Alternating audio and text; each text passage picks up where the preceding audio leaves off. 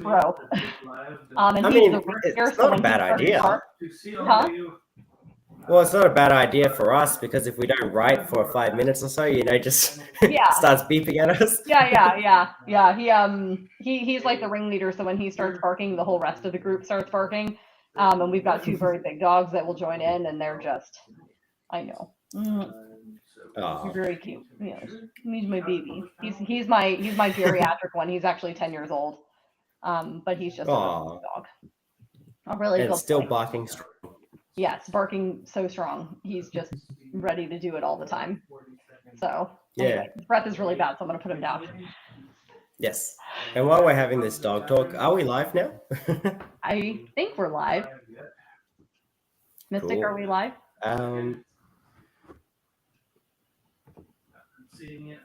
Maybe. I believe we are. Now, I should let you know though, Mystic, we can actually hear, I believe, the TV or maybe Jolly behind you.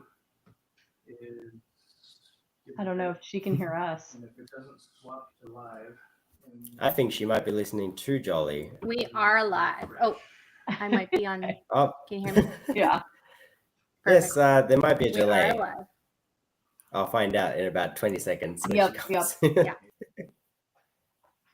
Okay, she's muted, so I think she did get you about 15 seconds later. She did. I can hear you guys. Oh. Okay. Cool. Okay, so I guess we can get started then. Heck yeah. See, now I've encouraged the Yorkie, and he went over and got a toy that squeaks. Thank you, dear. My partner even took the toy away from him, and now he's very upset about it. He's like, wait. So, Well, you see, I'm very interested in the whole dog family. Yeah. So, introduce us then to the Rebecca Thorne and the family. Who are you? The other ones are away. I have a shepherd and a golden retriever. So they are moseying around now because my partner's walking around very excited and they want to see what she's up to. So, but yeah. So anyway, okay. Well, hello everybody. For anybody joining us, I know it's late in the day. I know that you've probably been watching panels all day long. I was on a panel this morning, and ThinkTwice has joined us for the evening. So this is going to be great. Do we have anybody here? If you guys are here, just say hello in the chat. We will try to answer questions as they come, and hopefully we will keep a good conversation going in the meantime, which has not really been a problem for Think and me, because when we tend to talk, we talk for a while. Yeah.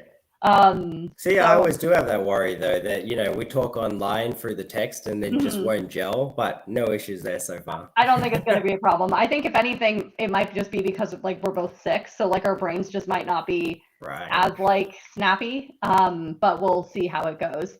So if you guys are here, please join in to the chat. Hello, Gavin.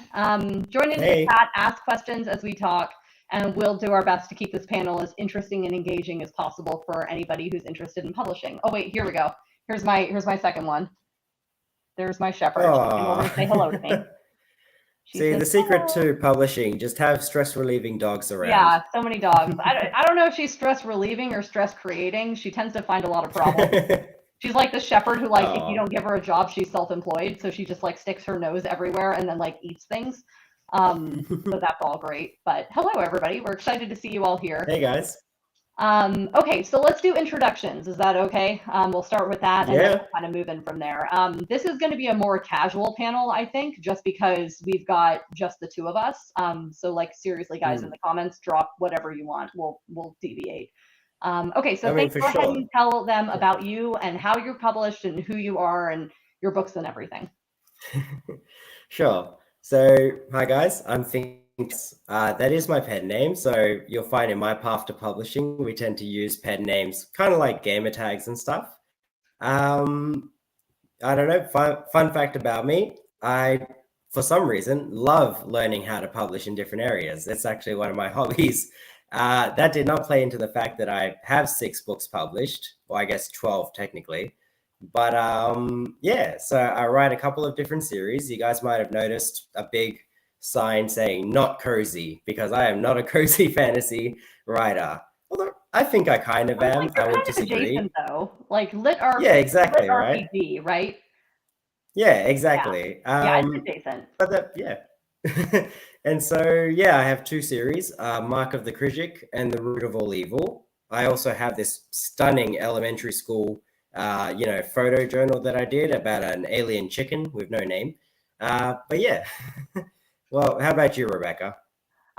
So I'm Rebecca Thorne. I have many titles now, which is exciting. I did not before. But now I am a USA Today, Sunday Times, and Indie Next best-selling author, which is exciting.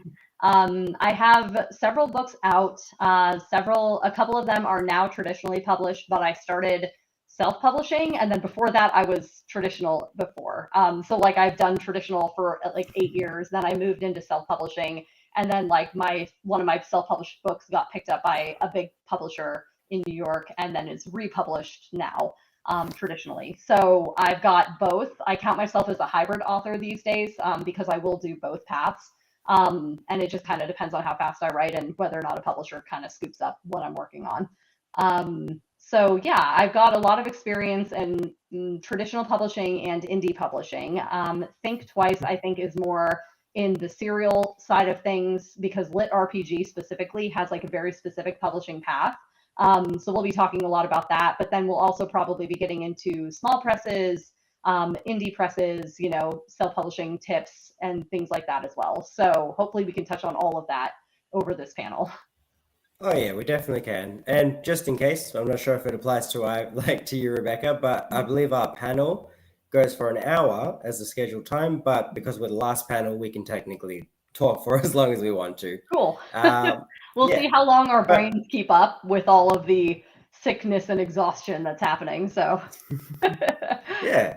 Well, that's the thing, because it's how to publish, right? So there's going to be a lot of information that we've got memorized. So that's not too difficult. yeah. But I guess when you want to establish how to do something, you also kind of establish, or you want to establish why. So in your case, you said you are now a New York Times bestseller, right? No, USA Now, Today. if you don't mind me, I was close to the USA New York Today? Times. I actually bought BookScan. So for anybody who isn't aware, BookScan is the way that most publishers track sales numbers, and it only does physical books. It doesn't do ebooks or audiobooks. It just does physical books. Right. And it's only physical books from like 85% of the distribution channels. So it's not even like an accurate picture fully of how much, like it doesn't count like massively big orders from like Target or Walmart or something. There's like a couple channels that it doesn't count, but I paid for it, which like is insanely expensive. It's like almost $3,000 for the year to pay for BookScan.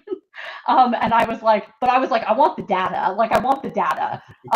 So I paid for BookScan. I saved up for it, and I was like, I'm using this money for this specifically, and it was so worth it. I'm on it like every day, checking numbers. So I found out that I was, for Treason, I was 4,000 books away from the New York Times, about, if the numbers are accurate. Yeah. And then, do you know what the number is then for the new? So what is the number? Yeah. So it depends. It differs depending on the time of year and the competition, right? So like this number fluctuates wildly. And then within the New York Times, there's a bunch of different slots that you could potentially be sorted into depending on the type of book that you published. So like I was in the paperback, the trade paperback section. That's the category that I would have had to beat. That is one of the known hardest categories to get in the New York Times with, because you're competing against the paperback versions of all of these massive bestsellers. So I think like the week that I published Pirates, like last week, the competition, if you look at the trade paperback, the competition was like Sarah J. Maas, Colleen Hoover, Frida McFadden, right? Like these massive, massive authors that are just selling an insane amount of copies every week. And that's my competition. Whereas if I'd been in a hardcover, most of the hardcover ones on the New York Times, not all, but most, are new this week. So it's like the new releases that come out because it's hardcover, right? So it really depends on what the competition is and where it is. So this number fluctuates dramatically. Back in May, with Can't Spell Treason Without T, the lowest number I think was like 11,500, and my pre-orders were like 7,700 books. Roughly paperbacks. Yeah. So with the first sales week and the pre-orders I was probably about 4,000 books away. This time with Pirates, which just released 2 weeks ago, it was a much smaller pool. So the actual like threshold to get in for slot number 15 was like 7,000 books. And I was like 4,600 books in. So like I was it's a great number for a sequel. But I was definitely about 2,500 books short for the New York Times still. So I'm waiting for it. I'll get there eventually. Yeah, and that's the thing. So, all right, there's two things that I pick up there from you, Rebecca. It's Mhm. because so when you publish, where the reason we're doing it, two reasons. A, selling stuff, making a living. I mean, we kind of want to eat. It's a, I like you know, eating. I I like do like eating as well. buying Yeah. things. Roofs over my head is kind of nice. But it's not just that. So it's also the recognition, and not in a glory, victory, triumphant kind of way, although that's certainly the case as well when you get on any sort of list, like it's a huge deal. Uh, but it's the fact that you have created something and shown it to the world, and the world has responded in a way. Like it's a lovely feeling. And Mhm. so with traditional publishing, well, that's the benefits there. Like people see your book, they know your name. Yeah. They might not be able to necessarily know your name like every time, but if they see the title of the book, you get recognized. It's cool to go into a store and have your book there. I am not like that. My path to publishing that I will describe to you guys today is separate. Equally, actually, so for context, in terms of my sales, I've got 6 books out. And if we don't count one of them, which is a new release of like the first book in a new series, so not as many fans having time to gather, then the other one has around 50 to 60,000 sales, book sales. Freaking Yeah, awesome. over about 5 Insane. books. Yeah.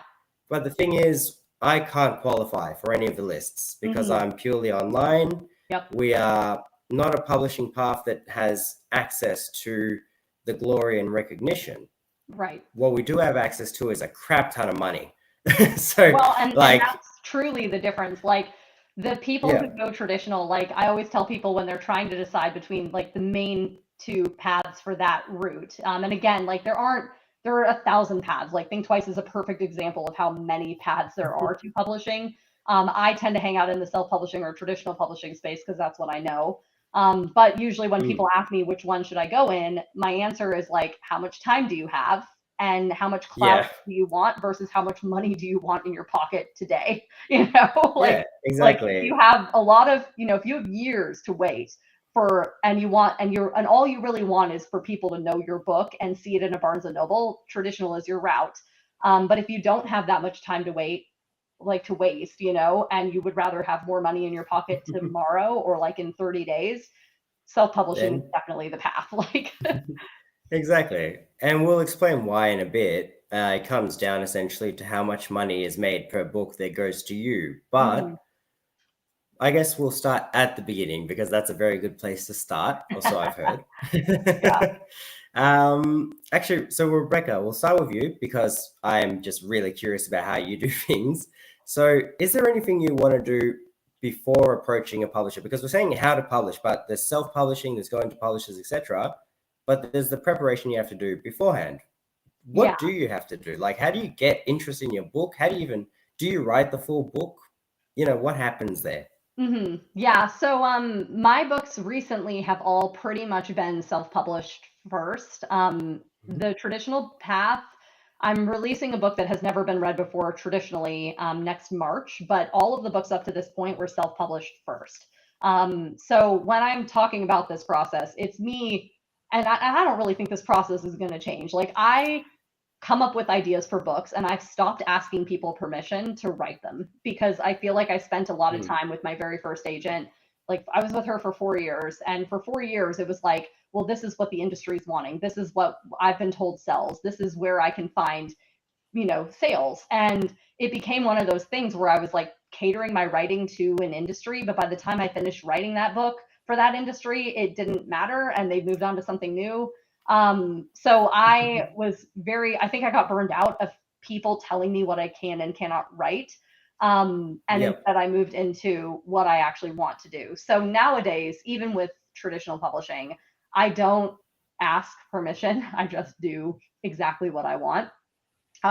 So I do have a preparation period where I am writing this idea and I'll usually get on social media and talk about it and see what people think because I'm one of those people that like I only write what I want to write, but I also am very aware of the audience that is reading my books. Like I am writing Yeah. for the people who buy my book because if no one buys my Yeah. book, it doesn't matter to me. Like I've written And I think it's important to preface that I spent a decade writing anything I wanted just for me. So like I did get that experience, and now I've moved into more of a professional capacity here. So when I talk about my books on TikTok or on Instagram, I basically am doing like live surveys of people to like see what they want. So like, for example, I'm writing a cozy sci-fi series that I've developed. And I knew basically the plot that I wanted, but I was trying to figure out like some of the details. So I went on TikTok and I asked, and I was like, if you were going to read a cozy sci-fi, what things would you want to see in it? And they basically gave me a working list of all of these things that they wanted inside a cozy sci-fi. And I picked out like my top 5. And I was like, these all sound really interesting, and I could definitely work with these. And that was really useful for me. And then it also got people excited about the idea of a cozy sci-fi before I've even written the book. So like, I think that when you're looking for publishing, you don't have to promote it before the book is written, but I do think that there's a benefit, especially from the indie side, to promoting the things that you're working on to your audience before you actually try to sell something to your audience. Because then they can just get involved in the journey of it, and they feel like they contributed to something, which is really cool. So I love that, because got honey on my hands. But see, this is exactly why I wanted to have this chat with you, because several things that you've mentioned there aren't available to our community or my community as a lit RPG author. So for example, let's take, you said TikTok as well, and you go to other social medias too.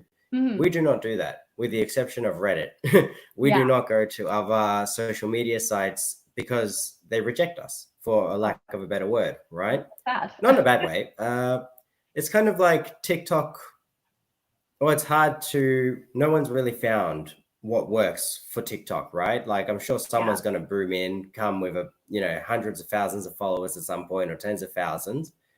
For us though, we don't necessarily always get the ideas first. We're very much a pantsing kind of community. If you so there's plotters and pantsers.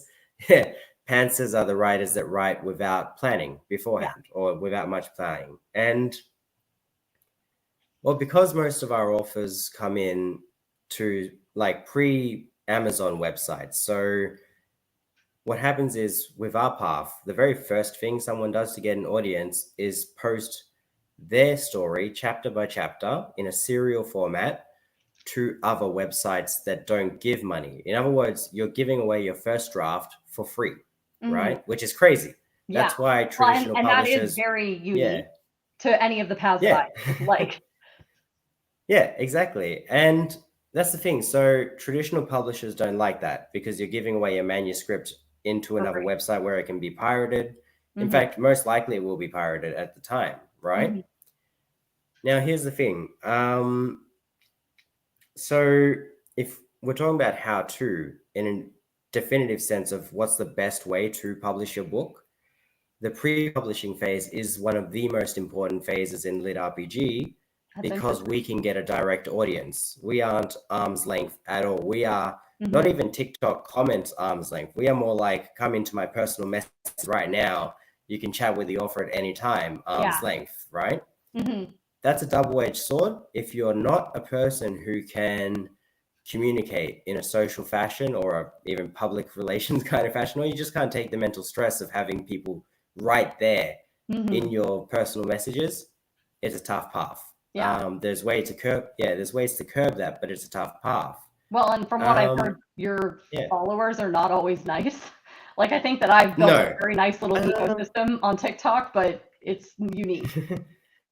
That's the thing. So the followers, there's always going to be a few bad apples, if that makes sense. However, the majority are nice, but it's those few negative ones that stick out to you.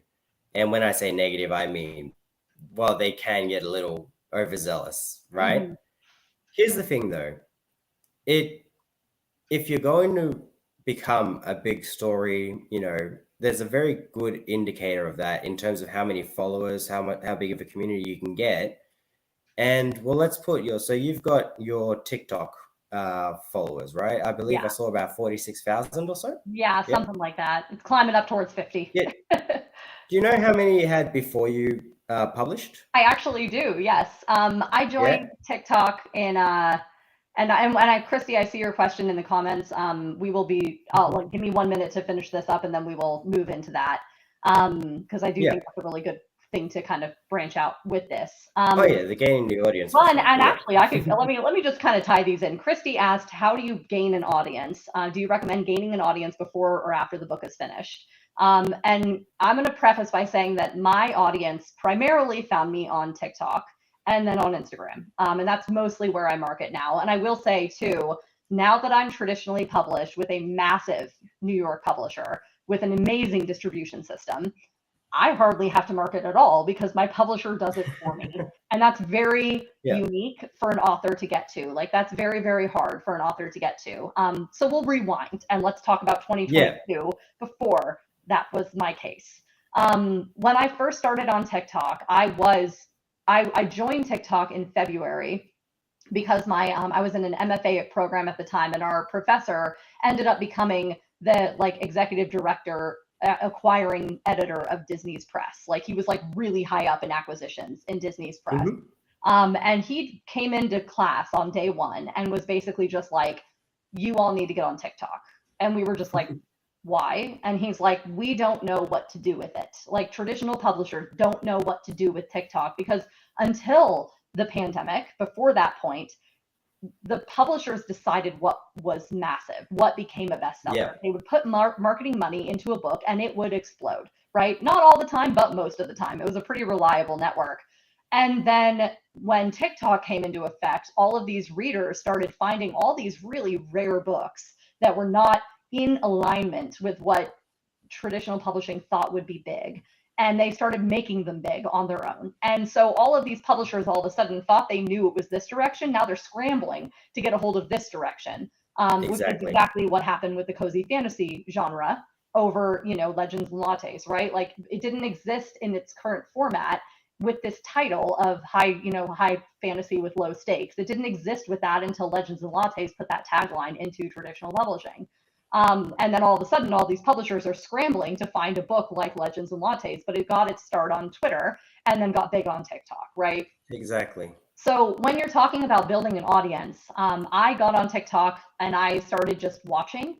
And then when I was writing my book, I was talking about my book. So I actually promote all of my books before the book is actually out. In my opinion, it helps, again, make your readers feel like they're involved in the process in a way that we don't really usually get to involve them. And then it also makes sure that they know that something is on the horizon for you as an author so that they can keep an eye out for when that actually comes about. So I think that if you're promoting a book after the book is out, it might already be too late to really get a lot of drive, I guess, underneath it. And this is all subject to the algorithm, and it's all subject to luck, right? Exactly. And a lot of other things, right? Like the algorithm will not push people of color. It's just a harder path for people of color because the algorithm is like, we only want to watch white people, and it's like, well, that fucking sucks. It's fun. And see, there's the thing though. So with the algorithm, especially for big websites like Amazon and Audible, a lot of them, Christy, are going to be driven by the day one sales. So you're going to want to, most times, get an audience before the book is finished or before the book is published. But that's why we're talking about the pre-publishing phase, because there is a lot that can be done. It's exactly like you said, Rebecca. So the trad big giants, they don't really determine what's popular anymore. Like, they can, but there's other alternatives, right? And well, that's the thing. So from my perspective, there's actually several places to post in order to get an audience before your book is released. And ironically, that's by releasing the book. Let's just see. So do you feel that marketing your book on socials also keeps you motivated to keep writing? Oh, for sure. So that's one of the biggest benefits of these pre-publishing. Well, and I think that that's a big benefit of your path of publishing. So you work on Royal Road, right? Sort of. There's actually, so if you were talking min-maxing, kind of like the absolute best way to do things, there's actually other places to post before you get to Royal Road. It's what a lot of people do that are very successful. Okay. Because again, Royal Road has its own algorithm that if you come in there with a few followers and stuff, it shoots you up even higher, right? In visibility. Yeah. They actually post on Reddit, specifically, I believe it's r/HFY. So it stands for Humanity Fudge Year, except the fudge isn't fudge. It's another word. Yeah. And what happens is they post chapters there, I believe the first 5 to 10, at which point they transfer the audience to Royal Road by starting to post there chapter by chapter. And I want to make something clear to everyone listening. So publishing on Royal Road isn't official publishing. However, oh yeah, that's exactly right. What you've written in Sorry, chat. I'm just taking notes for people because I like it. I think you know this stuff inherently. I did not know any of this. Literally didn't know any of it. So I'm just gonna start dropping things in that I didn't know in case people want it. Well, again, so I guess I'll go even more basic for it. So Royal Road is a website.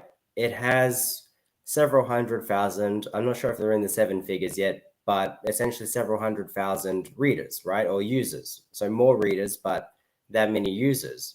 Mm-hmm. Now, I'll be honest, some people kind of think that they can stop there. So we're talking about the high rollers here. They convert people from Royal Road to Patreon rather than go to Amazon, or some do both. And at the highest, they earn 6 figures a month on Patreon from Royal Road alone, right? So we're talking about an audience of people reading books for free, but also paying for them on Patreon and supporting the authors, right? That's why a lot of people like that, right? I mean, making a few $100,000 a month sounds nice, or at least $100,000. And that's the thing. So this website here has several lists. Rising Stars is the list for new novels. The only way to get on there is to be, well, less than, yes, so you get on there by getting a certain amount of followers that beats the growth of everyone else on the list, right? So the more you're growing compared to the people on the list, the higher you go. The caveat is you can only be there once, right? Right. Now, here's the thing. If you do it well with Reddit or any other website you post on and then post to Royal Road, you can immediately shoot up that list. That list is where people get the biggest Patreon boost at the beginning, right? Or even the biggest follower boost. There are people that get several thousand followers, people that get several tens of thousands of followers. There are people who get hundreds of thousands of views, right? Mm-hmm. And views in this case means 1 view per chapter read. Yeah. So if they're reading a chapter, well, that's a lot of chapters read by a lot of people, right? It's a bigger audience than most trad authors have. Right. And there's other websites to publish in. This is just for lit RPG, progression fantasy. Yeah. Well, and here, let's growing. take a break for 1 minute and address Dina's comment. Oh, so it says, what do you think of the potential of something like Campfire to be able to do world building and stuff before the book is out? Because I've been putting stories and recipes in my blog. Nobody goes there because nobody knows me, but they might know Campfire. Yeah. So I'm friends with Jackson, who's like one of the founders of Campfire, and he does like the marketing side of things, and they're doing a ton of insane stuff over at Campfire right now. Like, it used to be just a writing program, and now they're doing publishing, and they have like an app for people to read, and they're working on building it. It's pretty new still. Like, they just launched it in March, I think, of this year. But they do have an entire, like, they have the story, and then they have like an entire second section where you can add the short stories, the recipes, the blogs, posts, the character art, world building information. And there's a way to link to those chapters so that, like, if you have a character that's introduced in chapter 7, those, like, that section, like that character profile won't be unlocked until your reader hits chapter 7. And then once it hits once they hit chapter 7, it unlocks that character profile of this new character that was just introduced, and then they can go and learn a little bit more. And it's like this more interactive experience. So yeah, like, you can put these things on your blog. You can put them on your social medias. Blogs don't tend to get as much traffic, I think, as social media does. But I will say there's more staying power with blogs. Like, people can find your blog 6 years later, whereas like on Instagram and TikTok, if you post, they're probably not going to find that post 6 years later, right? Like, there just is a constant requirement for new content. So someplace like Campfire can be a really nice middle ground for both of those. So.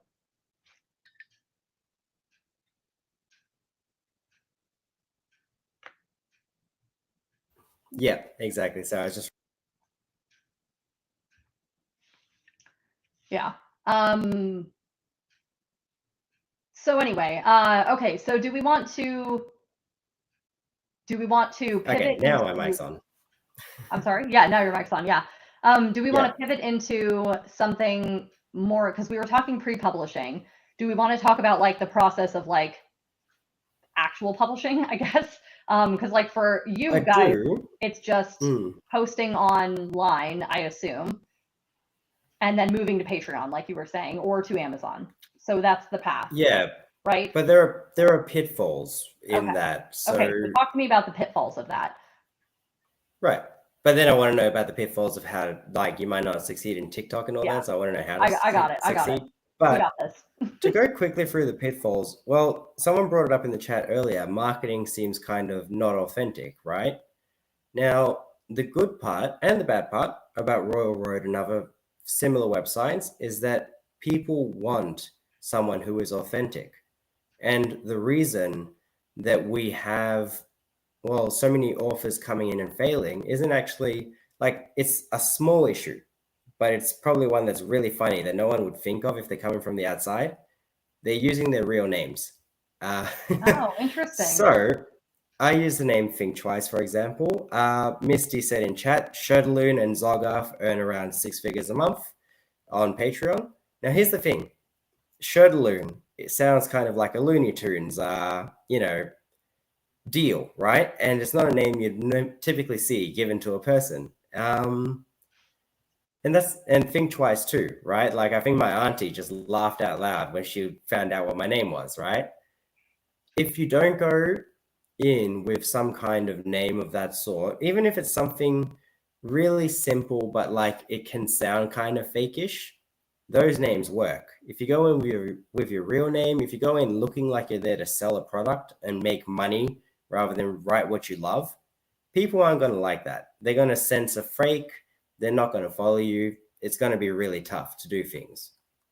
Now, and that's the thing, like there was Casual Farmer on the other panel and Haylock as well. Not to say it's not a real name, but like, even if it was, it's kind of a name that you can think, is it a real name? Is it really? Yeah. People want something authentic. And the first pitfall is looking like you're not, right? I was going to say, it's ironic to me that they want authenticity and then they are looking for names that are not authentic. Well, yeah, because it's very much anti-establishment kind of mentality where we've come up from the ground front. I was one of the first 250 users on the website, and people just don't they don't associate the real names with a person who genuinely knows the genre, right? Yeah.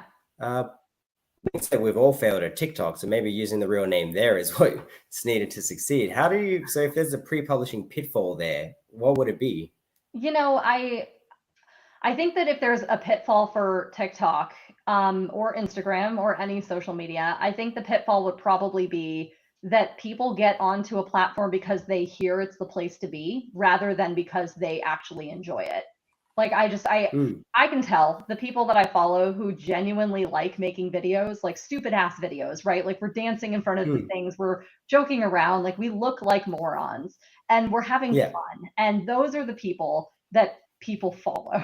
Like as sad as it is, you know, like those are the people that people follow. They want and that's more TikTok, I think, than Instagram, because Instagram is more like aesthetic, right? Like they don't want people on Instagram, like you have more staying power on Instagram than you do on TikTok, because TikTok, even if you have 45,000 followers, when I look at my stats, 81% of the people who watch my videos come from the For You page, right? Like they're scrolling. They're not even following me. They're just scrolling through and they saw a video and thought it was funny. And that's how you get people on TikTok. But on Instagram, I only have 12,000 followers, but 90% of my posts go to my followers. So the people who follow me genuinely can keep up with my life and what's going on. So as I kind of move through, I do a lot of like talking posts, but I'll cross post almost everything. And then I do most of my life updates on Instagram because that's where most of my followers can actually see what's going on. So if there's a pitfall, I think it's probably that people get on TikTok without genuinely enjoying the process of making videos. And they try too hard, and then it becomes inauthentic because they're not showing their true self. When I recommend posting on social media, I always recommend doing all of who you are, right? Like if you're just there to push videos, it's going to be something like you said, where you're just trying to make money, right? Like and people Yeah. can tell, right? Like they can tell if that's all you're there to do Yeah. is just try to make money. So instead, post about the things that you like, post about your life, post about where you live, post about, maybe not specifics of where you live, but like post about the city that you're from or like the mountains that are around your town or whatever else, right? Post about your dogs, post about your hobbies. If you like to sew, if you like to crochet, show us those. Make yourself real and then use that to promote your books, because you might have a character that crochets, like my sister crochets, so I'll talk about her crocheting sometimes, and then I wrote a character that crochets into one of my books. So it was a very easy segue for me to just be like, oh, and if you like these crocheting videos, watch this, right? Like, or if you like me talking about publishing, here's the book that I published, right? There's like a pathway that is not pay me money, because that's like the fastest way to lose people. So Yeah. Well, that's the thing though. So it's funny. So we're talking about how authentic you have to be. And by the end of it, you'll have followers on multiple platforms, like you've said, going into several tens of thousands, which is crazy. And on my side of things, you'll hopefully have followers that not only are following you on websites like Reddit and Royal Road, but that are also coming to you on Patreon and giving you like amounts that publishers will take note of, because these are numbers. So we're talking about the pre-publishing phase. Now, when we're entering the publishing phase, these are the numbers that we're going to use to actually entice people to publish our novels. Or if you're self-publishing, this is how you're going to get that boost in the initial algorithm that brings you a lot of money or, sales.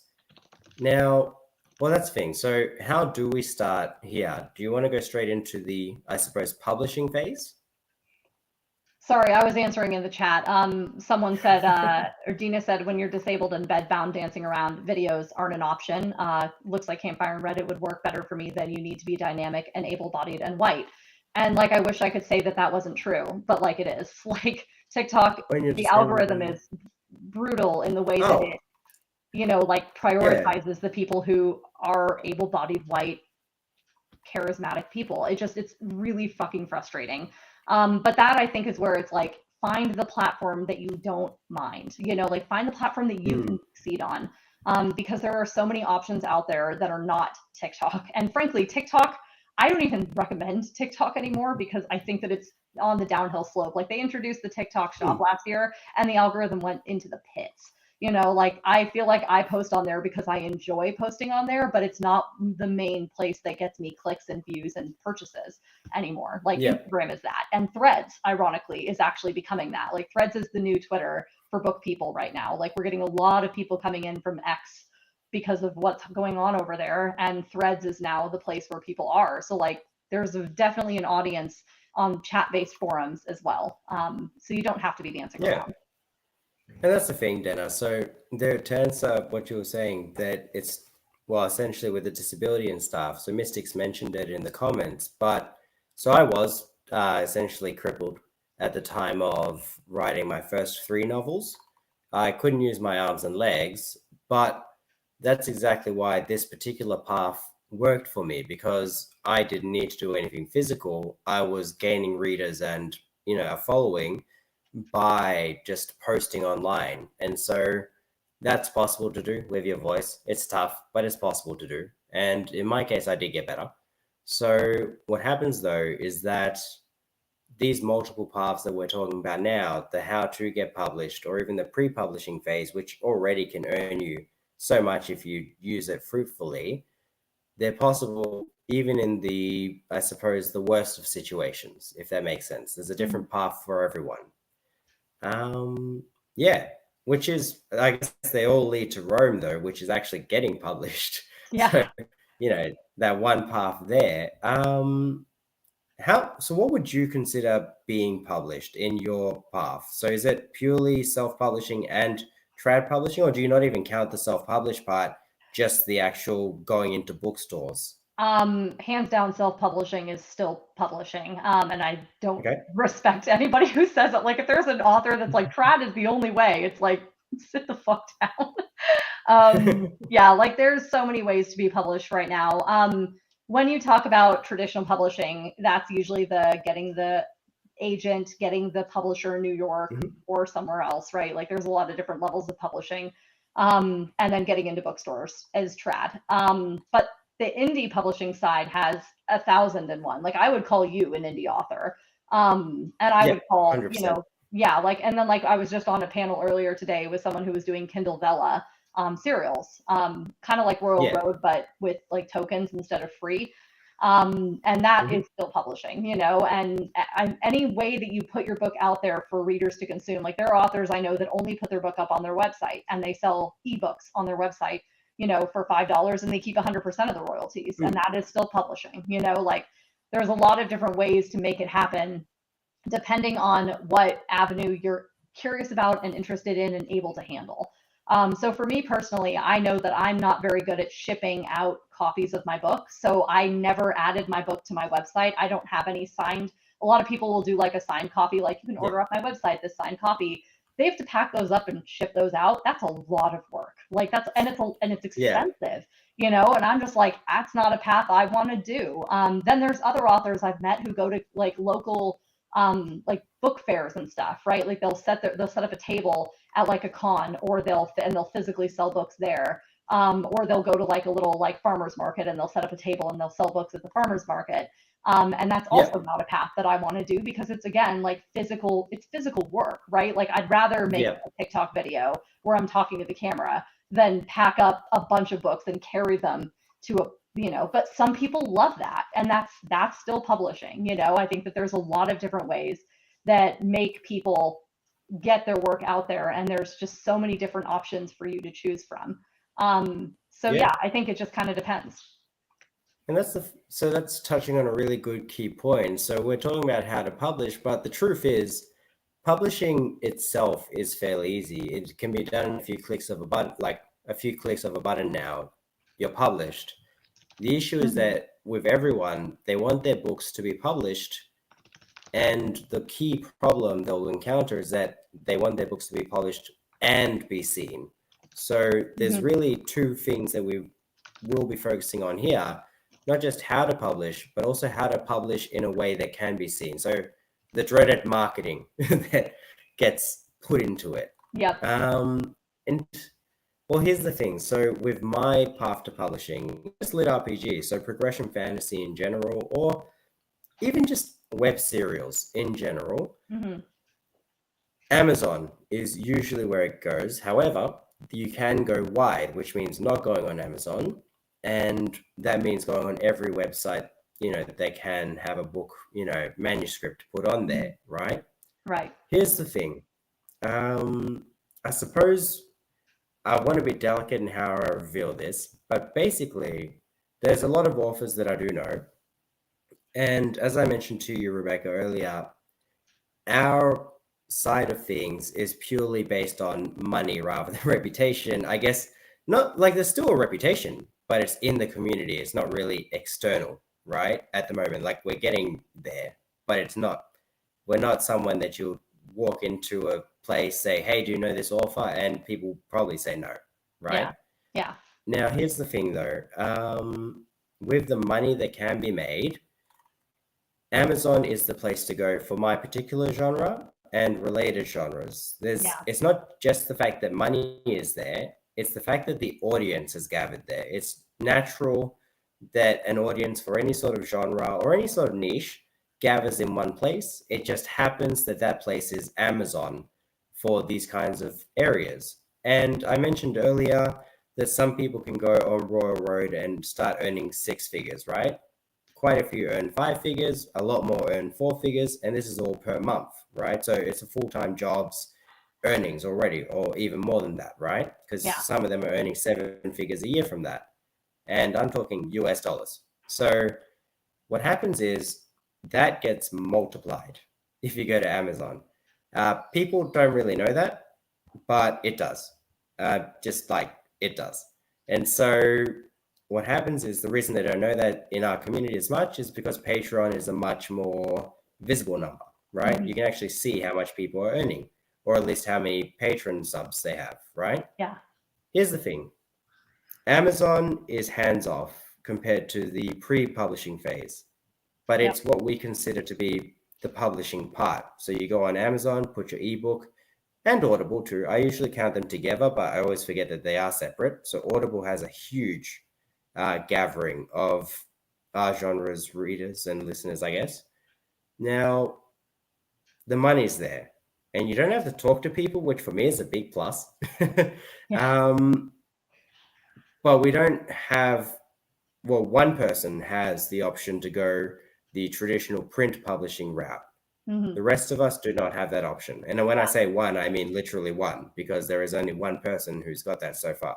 Yeah. Not that it's not being organized for more to do, like for more people to do that, but yeah.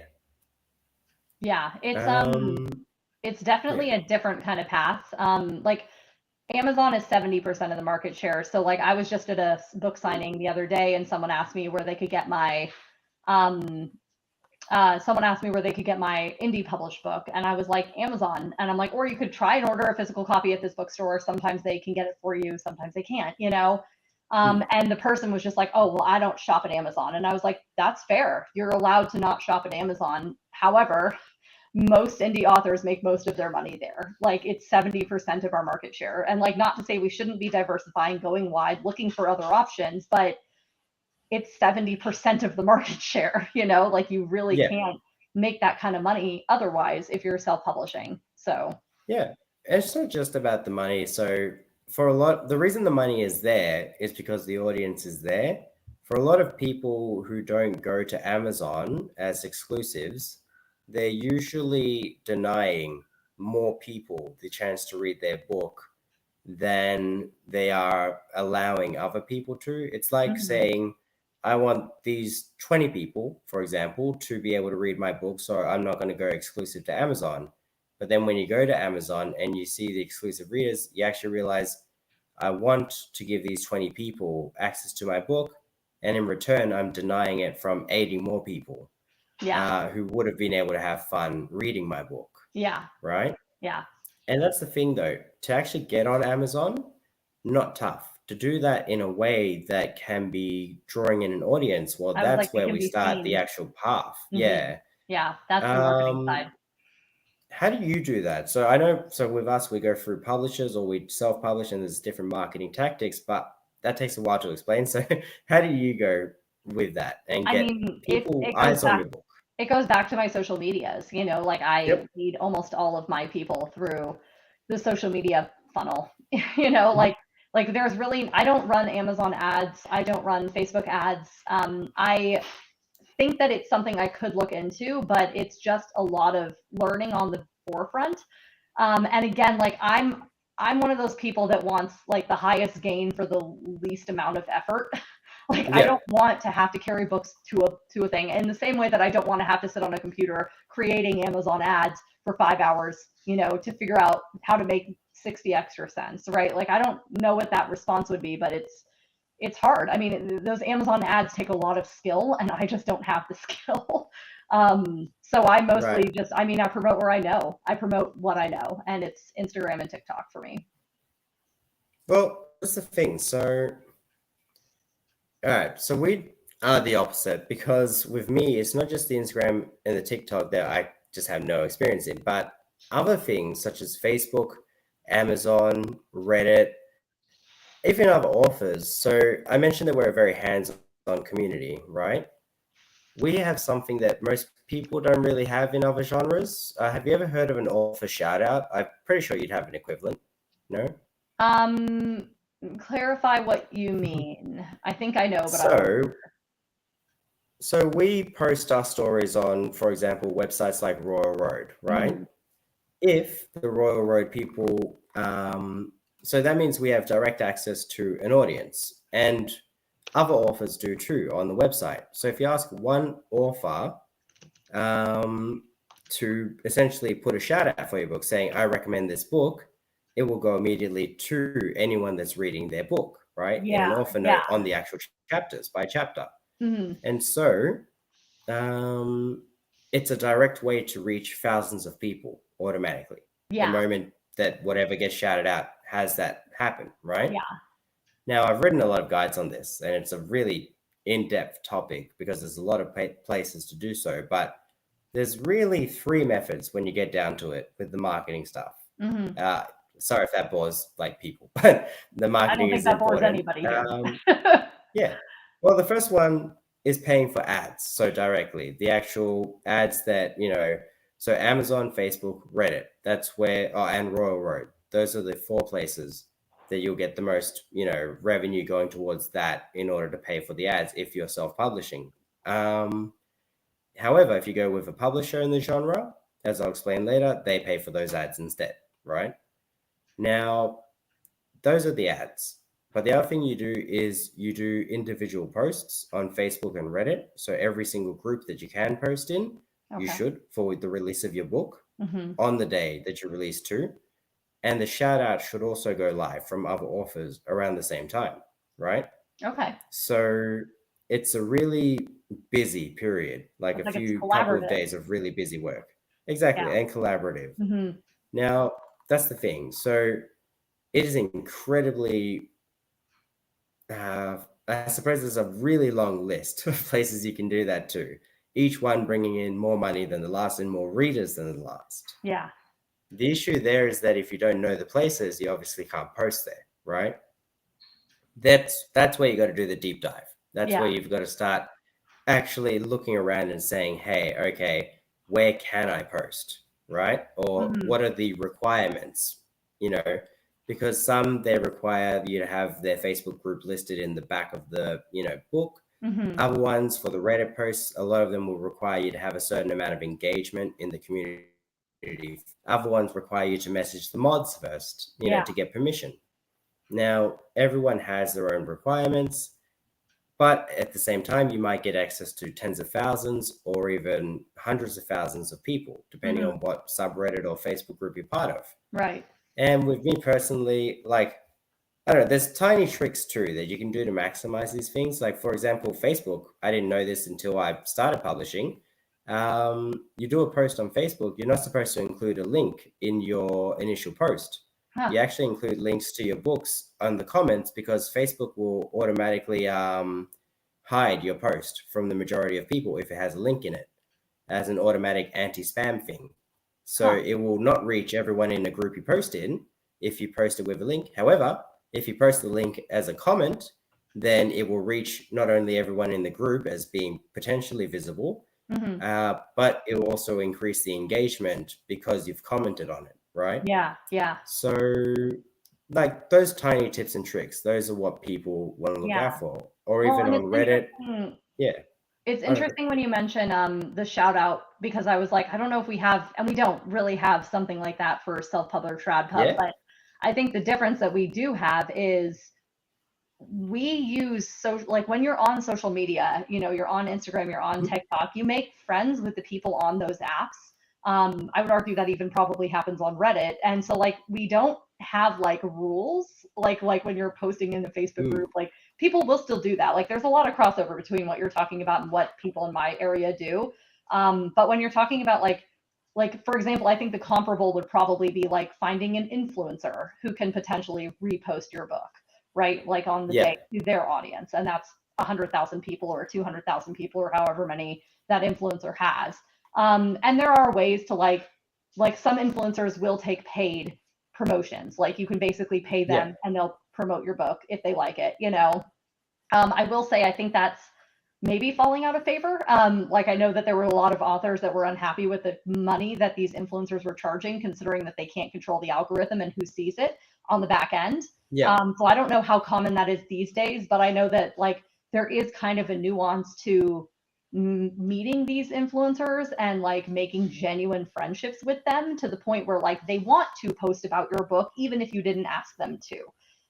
So there is a way to ingrain yourself in a community of writers and then basically get benefits because you're in that community of writers, but it basically requires that self-sacrifice up front where you're promoting their books and you're reading their recommendations and you're reposting their comments and things like that, and you're engaging with them so that when your book comes out, they see you and they're like, oh, I know that person, and then they want to help you, right? And that's more nuanced, and that's hard for certain neurodivergent folk, especially I know that there's a lot of autistic people that genuinely don't like that because it's very hard to like socialize and understand who works well with what.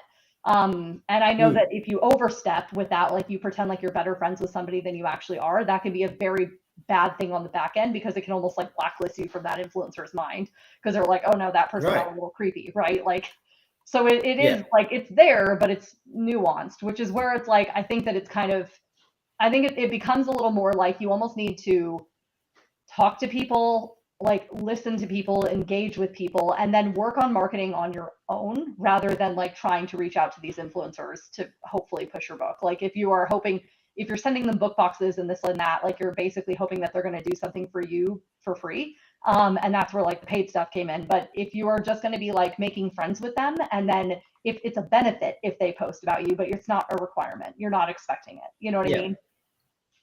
Yeah, exactly. And I don't think that path is available to us for the most part, pretty much at all. Again, it's that whole, there's a reputation kind of with your genre or even with the traditional publishing or people who will go there that gives kind of options that wouldn't be available to other places. Influencers, well, if they genuinely find something that they like, of course, they might promote it. Yeah. Chances are, though, if they find something they genuinely like, plus it's going to bring them good, interaction, they're definitely going to want to post it. Yeah. Whereas with us, we are a niche that doesn't really have too much influence in that kind of manner. So someone might really enjoy our books, but it's kind of like having the nerd culture 20 years ago before Marvel, burst into the scene. It was more hush hush. It's more like, oh, I do read it like I would read a comic book, but I'm not going to tell people that I read it, sort of thing. Whereas now, obviously, with Marvel changed everything. You read comic books, it's kind of like, yeah, cool. So does most people. Like most people know about these things. It's not like a hush hush thing anymore. We are not at that stage. We are more like, under the table. Yeah, I do read this, but let's not mention it too much, sort of thing. Not for any bad reasons, like nothing bad with the genre. It's just how it goes that we're not well known enough for people to consider even mentioning us to be a clout thing. Right. Well, and I think that is true because like I have been in publishing spaces for like 10 years and I genuinely didn't know anything about Royal Road or Lit RPG or like all of this nuance that you've been talking about during this hour until I met you. And now I'm just like, wow, there's like this whole, like every time I think I know about publishing, I meet somebody that is like, nope, there's another way to do it. And you're like, oh my God. Yeah. Well, that's the thing. Yeah, exactly. There's other ways to do it. And it's not just other ways to do it, I suppose. So we're talking about how write what you love, right? But to do that, you need to have enough time or money to be able to write what you love because it's unfortunate that, there's no real stipend or anything for authors. You kind of earn money or you don't. And if you don't, you can't keep writing. Yeah. It can be helpful to write something on market or at least that people will buy and earn enough money so that you can be secure and then later write what you're really passionate about, right? You're not giving away your dream or dismissing it. You're just saving it for a time when it's more viable, kind of thing, right? Well, and I do think too, like you can still find things to enjoy about a book, even if you're writing for a market. Like I wrote a cozy fantasy, which was something that was a little bit out of my iteration, but I did still enjoy writing it. And even if there were things that I threw in because I knew it would cater to the genre rather than like my own interest, right? Like creating a shop was never like on the forefront of something that I wanted to write about. But when I wrote about it, I knew it was because I wanted to fit it into that genre, but it didn't mean I didn't enjoy the interactions that happened while they're painting the walls, right? Like there's something to enjoy regardless. Exactly. Well, yeah, I had a friend put it like in a similar fashion where they had 5 stories that they really liked. Only one of them fit what would have worked, so they went with that one. It doesn't mean that they didn't like it and they were forced to do it. It's more that they picked the option of writing what they liked over the other options that might not have made enough money. Yeah. And now he makes, well, let's just say he makes 6 figures and they're not super low 6 figures per, quarter. Yeah. And so, because we get paid quarterly for a lot of us. And so what happens is he now has, if he wants to, the option to go and write what he loves even more if he wants to. Or if he does love that, obviously, he wouldn't have several books out if he didn't. So he could continue writing similar things. Yeah, Right. exactly. So it works out. Yeah. And that's the thing with, because that's the once you've published, I guess that's how to publish and then how to publish what you love at the same time. Mm-hmm. But we're talking about the self-publishing. How does it work with the actual traditional publishers then?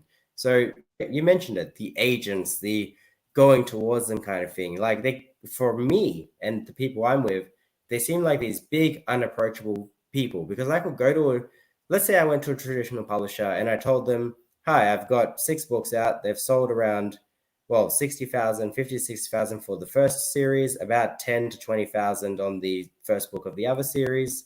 So however much that makes, I'm not a mathematician. Mm-hmm. But and they'd be like, wow, that's impressive numbers. Who are you published with? And then I would say my indie publisher, and they would be like, I have no idea who that is. Did you just get really lucky? And I could say something like, no, I'm actually pretty much in the middle, maybe even average, for how I'm doing. There are people a lot more successful than I, and they would never have heard of it. Yeah. So we're two separate. There are people making, millions upon millions of dollars in my genre that trad publishers have just never even taken a look at, even if the series would be profitable for them, because we're that separate. So how does it work with you guys? What do you need to get their attention? So I'll take a pause for a minute and say that we're at 1 hour in, and I'm fine keeping going for a little bit longer, but I do think that we could probably have a couple moments to wrap up. So if you guys have, and I will answer that here in a minute, but if you guys have questions about like things that you're specifically interested in after hearing us talk for an hour, drop them in the comments and we will address them before we close things out. Of course, yeah. So so with traditional publishing, you're absolutely right. Like the traditional publishers don't really think that lit RPG is a genre that they can truly sell, which is amusing to me. But it kind of goes back to the idea that like traditional publishers think they know what the bestsellers are, and they often don't. So they'll publish what they know sells, and they have certain imprints that will basically fit that backlist. And if they don't have an imprint that fits that backlist, it's going to be very hard for them to convince their higher ups to basically publish it. So I think that it's important to remember with traditional publishing, there are genres that do very, very well in traditional publishing, and there are genres that do not have any stake. And it doesn't matter how many followers you have, because like 60,000 impressions from a story is very impressive. But like for a traditional publisher, that's kind of small potatoes, for a lot of books, right? Like I think over 5 months or 6 months, I've sold 60,000 copies or something of Treason, and it's just because of the distribution that they have physically out into the world, right? So when you're talking with these agents, the agent is sitting there thinking, how hard is this going to be to sell to an editor who's getting 400 emails a week? Like if an editor has 400 books that they're reading, what's going to make this book stand out? And that's kind of what an agent is thinking too. Like when you're querying a literary agent with a book, it doesn't matter how good that book is. What they're thinking is how well will this sell? Not how good is the book, how well will this sell? And do I think that I can get this sold to an editor quickly? Knowing that those editors are insanely overloaded over in New York, right? Like they don't have a lot of time to be reading certain books. They don't have a lot of time to be editing those books. So it kind of becomes this like industry of overload where these agents have been trying to get all these books in, but everybody wrote a book over COVID. And now there's an oversaturation of people who want this dream, and there's only a limited number of slots, which is where I kind of advocate like finding a different path that people enjoy, right? Like I genuinely love the process of self-publishing. I would have been fine doing that for the next 10 years on my own. So when a publisher came knocking on my door, it kind of separated me because I had sales, but it also meant that I didn't have to say yes if I didn't want to, because I was already enjoying it. Whereas if you're traditional and you're with an agent and an editor says yes, you're pretty much taking that contract because an editor said yes, and that's so rare, right? Like some people get really lucky. Most of them are just excited to hear a yes. So I think that when you're looking for that type of path, like it's really, really hard to get into traditional publishing in the sense that I'm in traditional publishing. And I would never have reached this. Like I tried for 8 years. I tried to get an agent's attention, an editor's attention, a publisher's attention. and no one looked sideways at me until I went and self-published a book. And then all of a sudden everyone's like, wait, I want that. And I'm like, Yeah. here it is, like it's the same book that I've been writing this entire time, right? So, and someone did just ask, Christy just asked, at what point would someone reach out to an agent? When you have a finished novel and it's been edited to a T, that's when you reach out to an agent. And you should prepare for the fact that querying, that's the process of reaching out to a literary agent. It's called querying.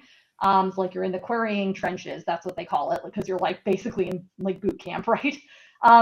When you are querying, it will take at best a month, at worst years, and usually closer to years. Like some people get very lucky and get an agent in like a couple of weeks. That's highly irregular. Most people will query for several years. I know people who have queried for 5 years. I mean, it's a very long route, but make sure that your book is the best it can possibly be. And it needs to be complete. Don't query someone with an unfinished book.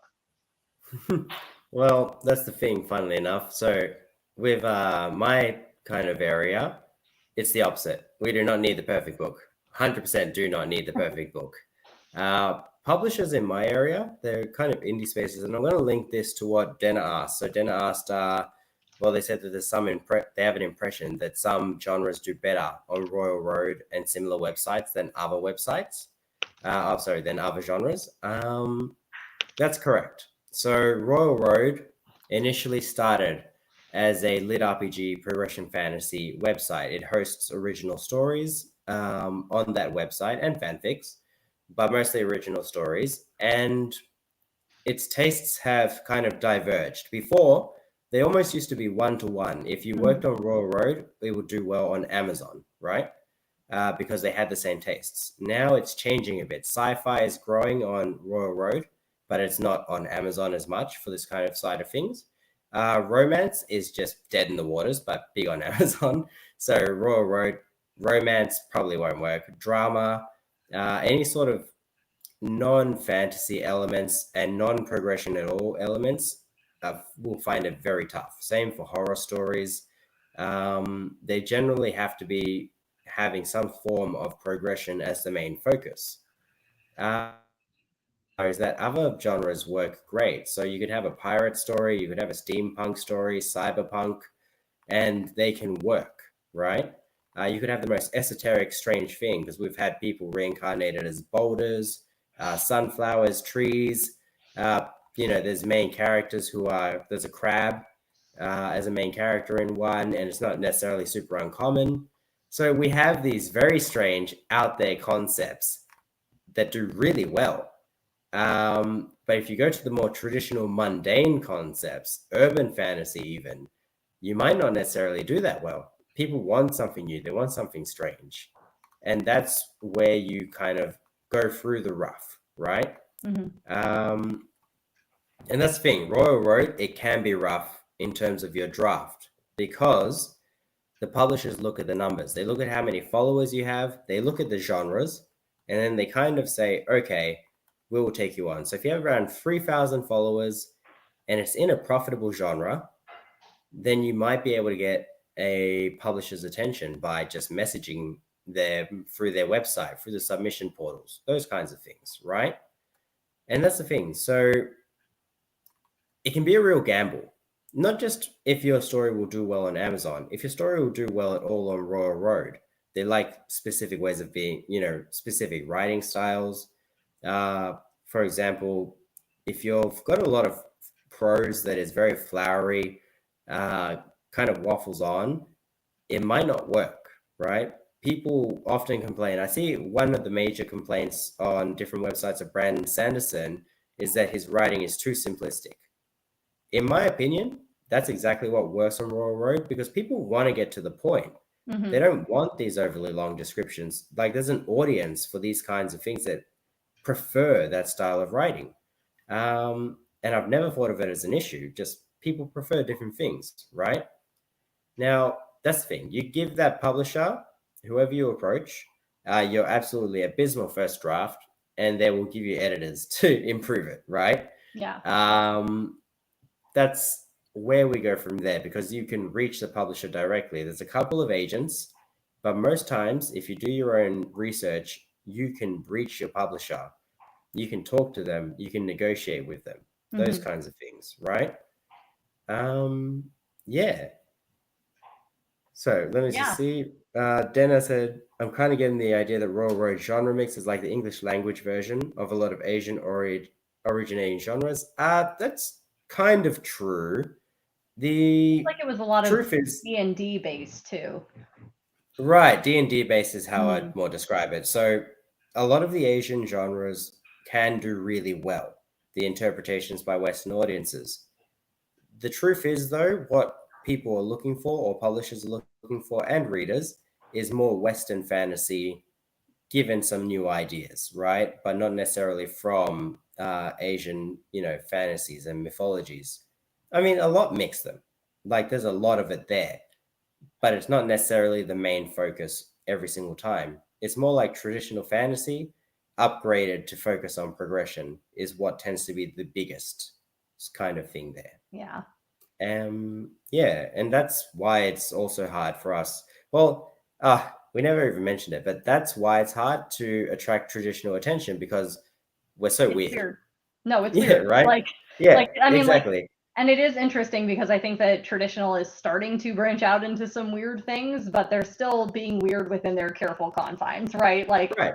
they know Exactly. what sells and they're like, is this weird enough in this little Yeah. area that we're allowed to be weird in, But Yeah. then there's like all these other story ideas that are just completely Yeah. different, it just depends. And that's one of the reasons, but the other main reason, and if you guys want to publish, this is a really big thing to consider. We in this space, the self-publishing space, gets 100% royalties, for self-publishing. In my space, going with an indie publisher, I get around, well, let's just say 50% is where you should be negotiating as the baseline for the ebook, right? Not necessarily the audio book, which is more like 30 to 35% baseline. But 50%, well, up to a very high percentage, let's just say, is what you'll be negotiating for in my section of the woods. And that's something that would probably scare traditional publishers or make them very confused because they could go up to someone that's successful enough to attract their attention And they'll and offer 7.5%. exactly, and then they'll wonder why. So I know personally, someone got invited to work on essentially a video game, and they got offered an offer that I'm sure people would consider wonderful, like authors would. He barely even entertained it. He said, "Do you know how much I make? This would not be a very good alternate use of my time, right? Because I make that much in a month, and you're offering my services for the whole project, kind of thing, right? Well, Because, and that's the thing that I kind of want to touch on. For traditional publishing, like hands down, their royalties suck ass. Like 7.5% for trade is typical, and then usually for hardcover, you'll do that's for trade paperback. Usually for hardcover, you'll do a climbing scale that starts at 10% and goes up to 15%, depending on how many thousands of books you've sold, right? So like after 5,000 copies, you're at 15% royalties, which sounds abysmally low until you remember the distribution of these massive publishers, right? Like certain publishers don't have insane distribution. My publisher has insane distribution. Like I have gone to like the middle of nowhere, Alaska and found my book, right? Like in this like tiny, tiny bookstore out in Alaska and I found my book. So it's a much lower cut and the distribution usually equals it, especially if you can prove that there's an audience that will buy that book. So like for me, even though I was bringing in 5 figures, pretty consistently with my book as a self-published book, and that was with Amazon 70% royalties, I still made way more money by giving up my rights because of the advance that they offered me and the royalties